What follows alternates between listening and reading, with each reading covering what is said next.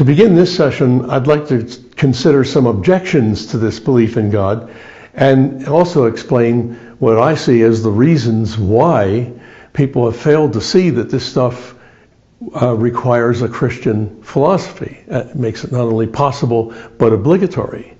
Let's start with some objections.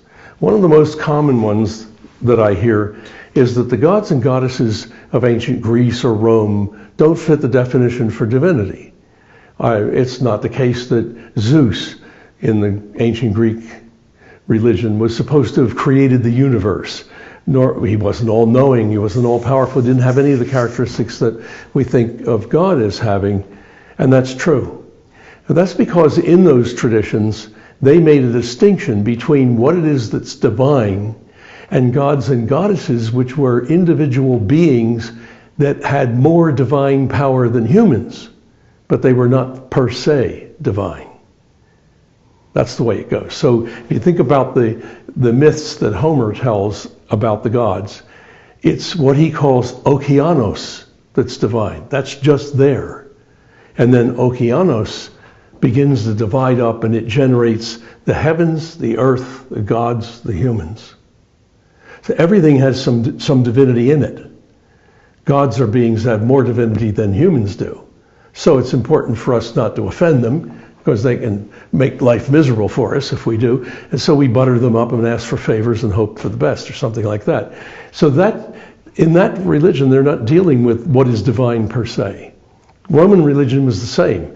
They called the divine numen, and something that loaded with divine power was numinous.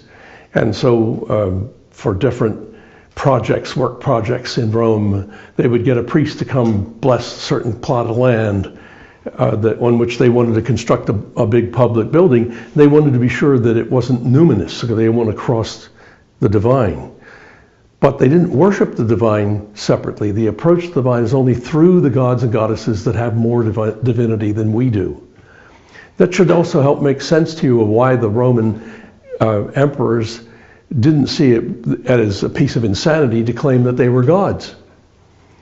They do have more numen than the average person, right? That's why they're emperor, and the average person is just an average person. So a lot of them referred to themselves as mortal gods. The other beings that we worship and talk about, the temple, have so much divinity in them they can never die. I, the emperor, can die, but in all other respects, I have more divinity in me, and that's why I'm superior to everybody else that I rule. So you can see the two viewpoints there, the Roman viewpoint and the Jewish and Christian one, just go right past each other. For a Jew or a Christian, it's insane for a person to say he's a god. He has more divine power than anybody else. And for the Romans, it made all kinds of sense. The divinity is in places and objects and things and people in different degrees all the time. And that's what the priests are for, to sort that out and tell us if it's okay to build this building here or not. The second thing that I want to point to is that it's not the case, I'm going to argue, it's not the case that people invent the idea of divinity. They invent specific gods, whether that's Jupiter or Zeus or Neptune or who it is. But they don't invent the idea of divinity. Something has to be divine. Let me tell you why. It's not because of great long abstruse logical proof, complete with modal operators. It's not that. It's something much more obvious. The sum total of reality has to be self-existent, because there's nothing else for it to depend on. I'll give you a chance with that. I'm going to say it again. The sum total of all reality has to be self-existent, either in whole or in part, just because there's nothing else. If there's nothing for it to depend on, it doesn't depend. And one of the great differences among the world religions is that difference between in whole or in part. In Hinduism and Buddhism, it's the whole that's divine, and everything that occurs within that whole, in the created world in which we live, that appears not to be divine because it comes into being and passes away is merely illusion. The other view, that reality is in part divine, the part of the reality that's divine is God, and God calls into existence all the rest of it, which always depends on him. That's the view held by Judaism, Christianity, and Islam. So you immediately get from this the two possible ways that the religion could be different. Two possible ways. In the way the non-divine depends on the divine, but the divine itself is not a hypothesis. Now, if this is the right definition of divinity, and it can impact theories, then I owe you an explanation as to why nobody ever tried to construct a Christian philosophy until the previous century, till the last century. Why did Christians think that wasn't a possible chore, it wasn't a task they could undertake? I read to you Father Copplestone's statement, so you know he's just saying, no, that doesn't make any sense. There's not a Christian biology or a Christian math, so how could there be a Christian theory of reality or theory of knowledge? And here's the reason that's got missed. I have to remove this stuff here. I think I can do this fairly simply and quickly.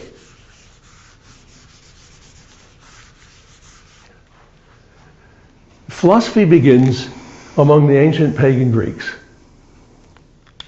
And they assume that it's the universe that's self-existent in part.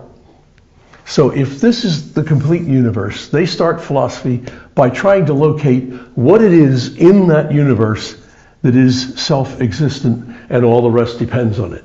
And this is the way they see philosophy and science proceeding. You identify what's divine, and then you trace the causal pathways to everything else, and this gives you the right explanation of reality. When Christianity comes on the scene, philosophy is already 500 to 600 years old. They've been at this for centuries. The early Christians look at this and they say, well, it can't be right that the divine is in the world. It's not, it's God. It's no, I mean, not in the world. God can be present. It's no part of the universe that's divine instead of God. So they deny that. But they ask the question, why couldn't it be that something in the universe is what everything else depends on, so long as you add, and that depends on God? So you can't regard that as divine, but you could continue to regard it as what everything else in the universe depends on, and deny its divinity and claim God creates this and this creates everything else. And so that's just what they did. Now, my objection to that is that it violates Colossians chapter 1, which says that God has created all things, visible or invisible, and the only one on whom all things depend is Christ. In other words, only Jesus Christ mediates the power of God to creation. So saying that, no, it's the realm of perfections, or it's matter plus the perfections, or it's matter plus logical, mathematical laws, or logical, we combine materialists with Pythagoras, or whatever it is, that's all wrong. There isn't anything. Not only are we denying that any part of the cosmos is divine, is self-existent, we're denying that any part is what creates all the rest of it. There is nothing there. It all directly depends on God. And why? Because Colossians says that it's only Christ who mediates the power of God. Through him all things are made, visible or invisible. And he is the one that hangs all things together. That's what the Greek says. So that in-between position is what has prevented most Christians from thinking that there needs to be a distinctively Christian approach.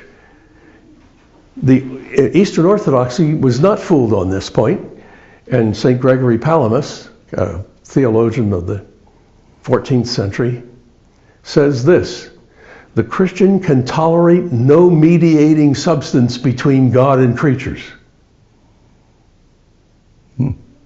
the absolute rejection of that ploy, that move. And yet that's the one that holds the field today among most Christians and among most Jews in philosophy. And that's why the view that I'm going to be explaining to you in the other sessions was never tried before the 20th century, before Professor Dooyeweerd tried it. I think that's probably enough to wrap up this session. You have a lot to think over and reread, and I'll try to start my next lecture with a little recap of what we've already done to get you accustomed to this, and do rewind and re-watch what you need to.